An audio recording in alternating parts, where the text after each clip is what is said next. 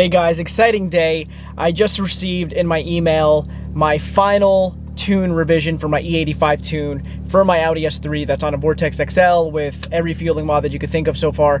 And I'm super excited because I just uploaded it to the car right now, and this is gonna be my first reaction to my finalized E85 tune. So it's all buttoned up, which is awesome. Matt says the car is running fantastic, and I'm glad to hear it. There's been relatively no knock. The car's been handling every single change in the tune perfectly fine. So basically, the last touch-up revision that got sent to me was just a little bit fixing up like the fuel trims, something about the wastegate duty cycle, and basically just clean up. So it's not going to be adding any more like boost, maybe like a tad bit, and just a little bit of timing up top, and that's just about it. Nothing else. So this is going to be the final version of my E85 tune. So let's go out for a rip and see how the car does, see how the car feels. And again, I'm just super happy. I have a fully finalized tune, so we'll be able to hit the dyno soon. I think one of the best things about this car and just the setup is how smooth it is daily driving it. This tune has really refined, this final revision that I got, has really refined the way the car feels overall and its smoothness and just normal driving. Because obviously, as you go through the tuning process, you have to tune out and fix all the little kinks and stuff that happen with the car. But Matt from EQT did a great job. I mean, the car feels like 100% like stock if you're just driving normally. And that's the best, most amazing appeal about the car, is when you put your foot into it, you get a crazy fun time. And when you're just driving normally, you could get decent fuel mileage still and have a very comfortable car that you could drive every single day. And believe it or not, I know this isn't my daily driver, but I've driven this car every day for the past like 2.5 weeks. And I'm going to make a video about that too, on my experience on that, because a lot of people like to ask me about daily driving Vortex cars or hybrid cars on this platform. And to be honest, there's a lot to say about that.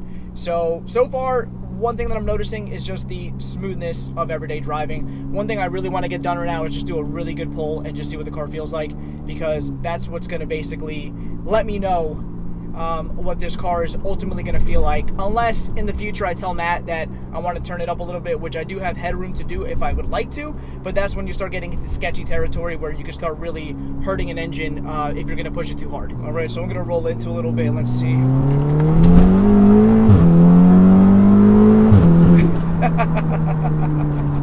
Oh man, this thing is oh my god, wow. That is such an addicting thing. That was, oh my god, that was good. That was good. Wow. It's actually a really nice day out too. So it's 56 degrees right now. No, I'm sorry, 58. I can't read. It's 58 degrees out right now. So this is like the perfect boost weather. It's not freezing cold outside. I can still get some grip. The car won't spin, and that was a really good, really nice feeling pull. I didn't have too much room to do anything else, so I'll find my roads in Mexico to be able to have a little bit more fun with the setup right now.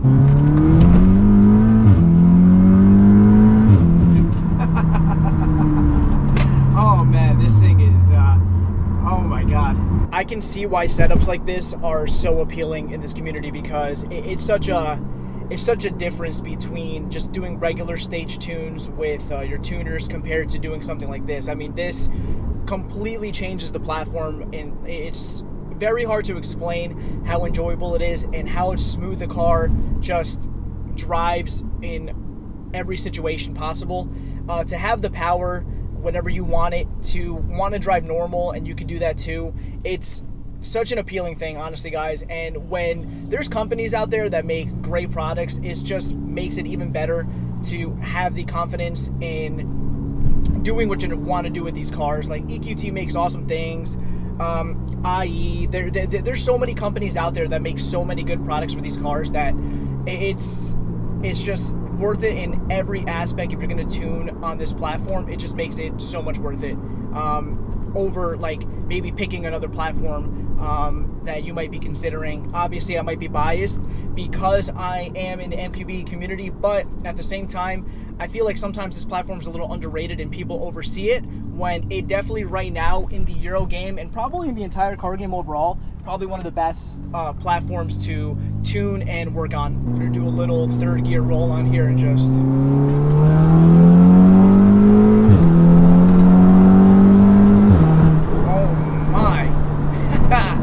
Oh man. Oh my god, it's so aggressive. It's so aggressive when it gets into boost. like I had one hand on the wheel, like right here on the bottom of my steering wheel on the left hand side, and then right when the boost comes on, I like immediately grab the other side, because obviously if you get swirly in an all-wheel drive car, it is very sketchy. Jesus, man, oh my god. Oh man, it feels so good. It feels so good. Oh my god, my hands get so sweaty too. Oh my god. It's such an adrenaline rush just driving this car.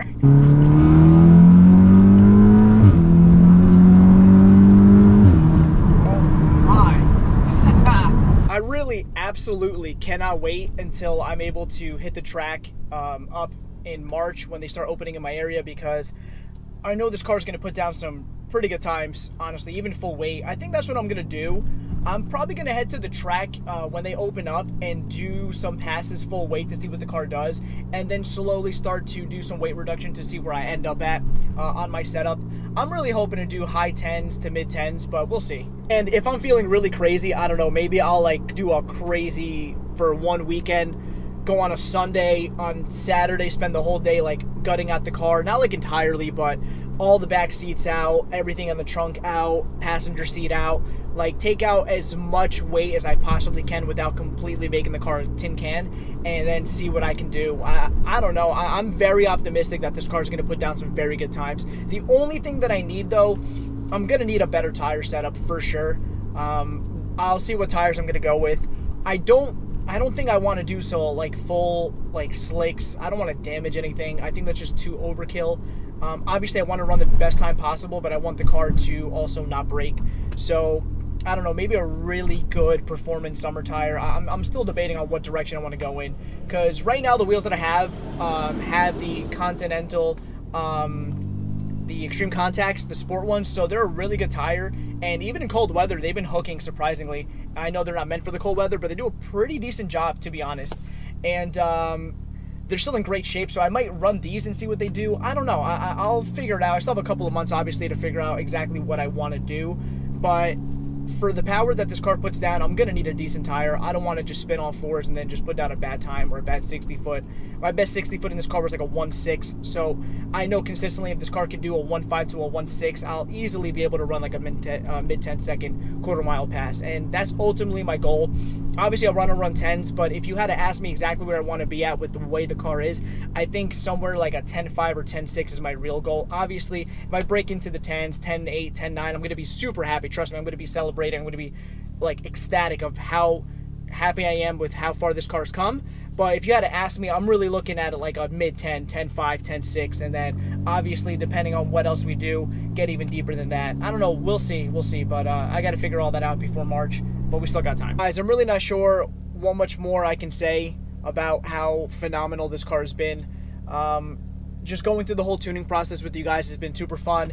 It's taken, about 2 months, and that's probably on the shorter side of time, because there's some people that have to get like 8, 9 revisions sometimes just because their car isn't either running right, or they don't have the right hardware, the right spark plugs. A lot of people do tuning and they don't prepare to actually go through the tuning process. So a lot of times, it doesn't matter who the tuner is, we'll have an issue getting the car to run the way it's supposed to.